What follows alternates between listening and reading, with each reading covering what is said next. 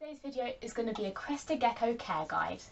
Crested geckos are from a place called New Caledonia, which is an island in between Fiji and Japan. Crested geckos are a great beginner species and are easy to maintain, which is why they're one of the most recommended lizards and first reptiles. When it comes to your crested gecko, if under the proper care, they can live from 15 to 20 years or sometimes even more. Crested geckos can reach 4 to 5 inches, excluding tail. Geckos are quite known to drop their tail, but it's normally to do if they're stressed or they get scared easily. Lunchable here still has his tail. Crested geckos are tree dwellers, which means they're arboreal and live high up in the trees, which means the enclosure needs to be like that too. We recommend a taller enclosure than it is wide in width.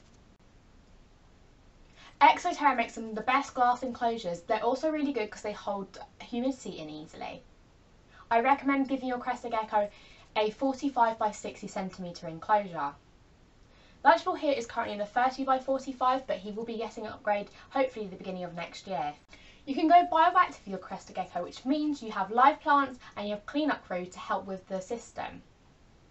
Lunchable lives in a bioactive setup and he absolutely loves it. Crested geckos don't need any special lighting or heating compared to other reptiles. They can benefit from UVB, so that is optional for you.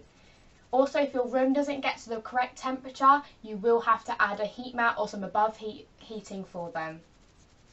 Lunchable stays in my room with all my other reptiles, which means the room gets quite warm, which means he doesn't actually drop to a low temperature. Daily maintaining for your crested gecko, you need to spray down its enclosure at least 2 times a day to keep the humidity up and so they can drink. If you have a bioactive setup, you don't need to worry about toilet because the springtails and wood lice will clean it up for you. But if you have a basic plastic plant and simple setup, you will have to keep an eye on the poo and clean that up for them. Crested geckos can live off a powdered mixture known as Pangea. Some people use Repashy, but I highly recommend Pangea as its contents are a lot better. You just add it with water and put it in a little dish, or you can put it into a milk bottle cap and they will eat that all up in at least 24 hours. You can give that to them for their whole life, but I highly recommend at least offering them live food at least once a week, as that's what they would eat in the wild. I dust mine with calcium or multivitamins whenever I feed it. Lunchable here really loves waxworms and he loves any sort of live food, so he gets offered it at least twice a week. Handling your crested gecko can be a bit of a chore at first, but once they get used to it, you can handle them really easily. They're quite jumpy, but they're not really squirmy. It depends on the crested gecko. As long as you work with them really hard, they should get the correct temperament and they are great to handle. Crested geckos come in a range of morphs. You can get Harlequin, Dalmatians.